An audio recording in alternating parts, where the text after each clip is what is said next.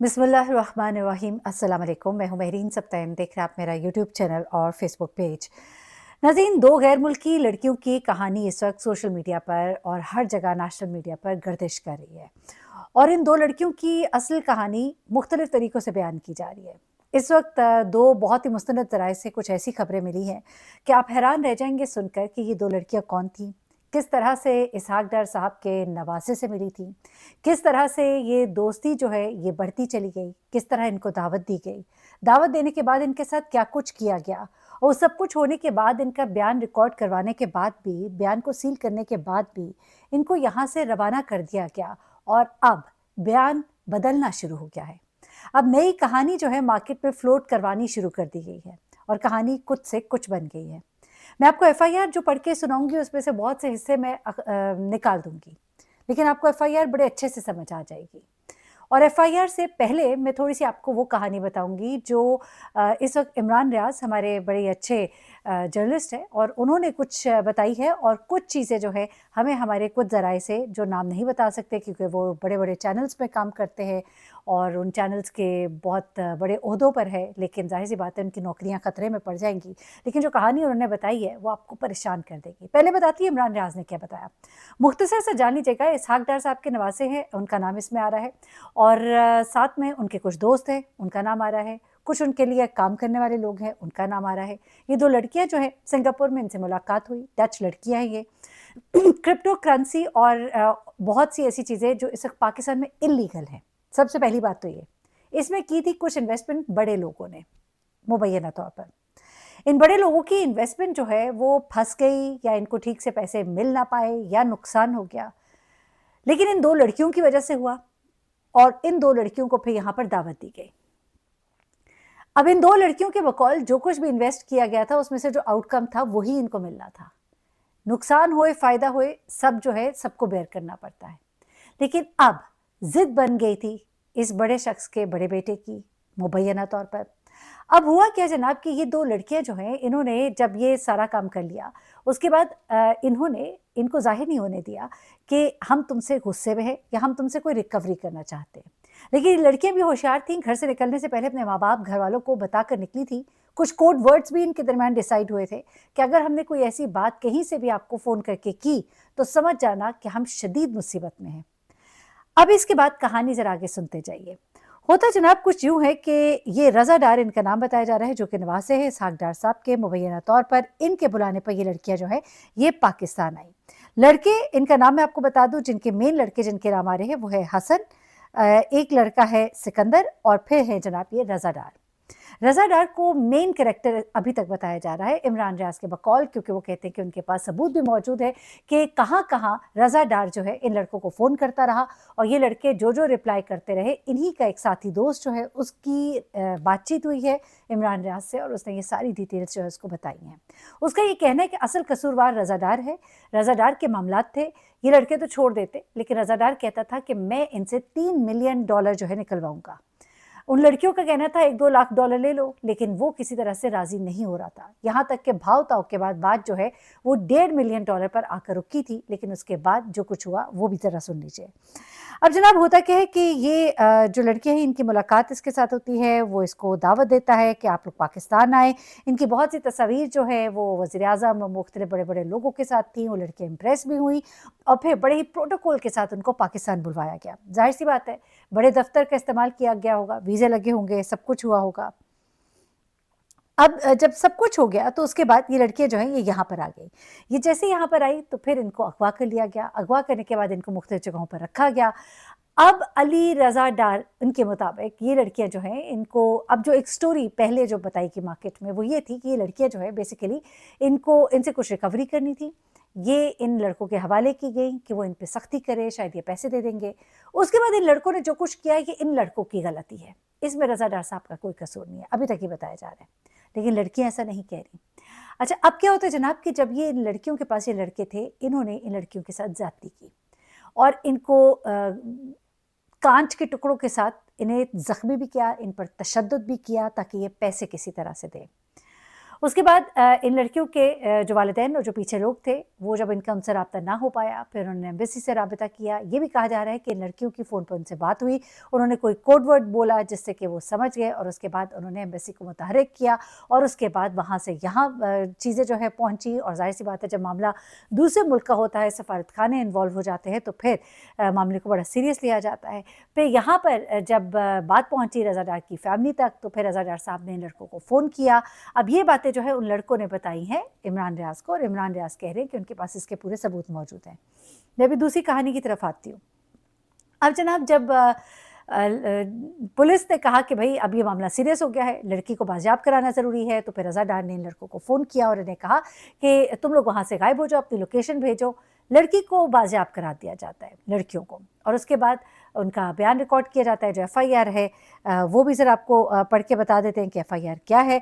FIR बड़ी ही उसमें कुछ चीज़ ऐसी है जिनको मैं बयान नहीं कर सकती, लेकिन थोड़ी सी एफ़आईआर जो है मैं आपको बता देती हूँ। इसमें मुद्दइया जो है उसने ये कहा है कि अच्छा, उनके शनाख्ती कार्ड नंबर भी हैं, सब कुछ है, फ़ोन नंबर दर्ज है, सब कुछ इसके अंदर मौजूद है। ये जो एफ़आईआर मेरे सामने सब मौजूद है, और इसमें ये लड़की जो है ये तमाम तर तफसीलात जो है वो बता रही है कि किस तरह से उसको यहाँ पर बुलाया गया और किस तरह से उसके साथ क्या कुछ किया गया। वो जो तफसीलात है आप अच्छा, ज़्यादती की गई है, गैंग रेप किया गया है, एक से ज़्यादा अफराद जो है वो इसमें मुश्तमिल थे, और बाकायदा तौर पे नीयत के साथ किया गया है।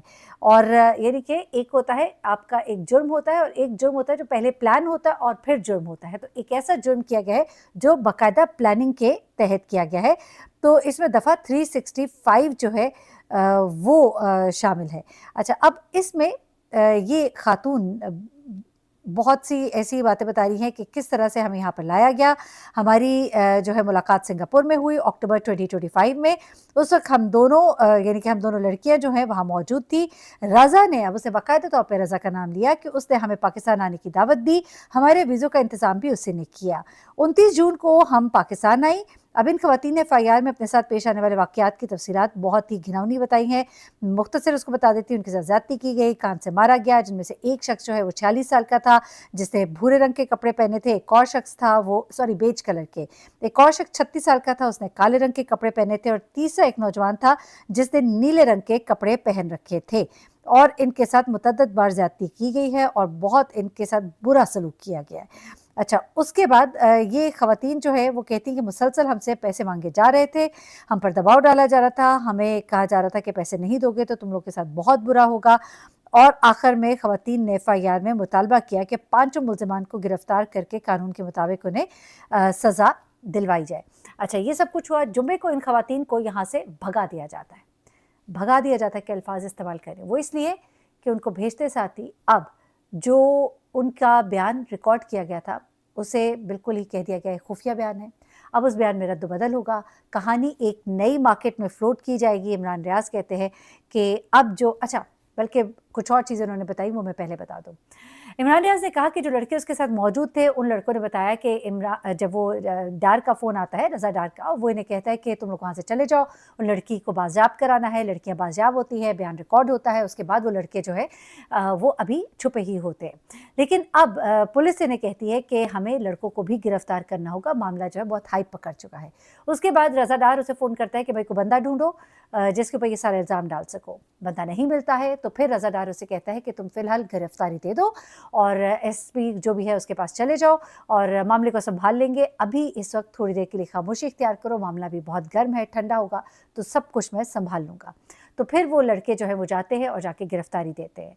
अब जो लड़कों के साथ लड़का मौजूद था उसने ये भी कहा कि वो लड़के बड़े परेशान थे, उनका कसूर कोई नहीं था, उनको जो कुछ भी कहा रज़ा डार ने कहा, जो कुछ करने कराने वाला है वो रज़ा डार है।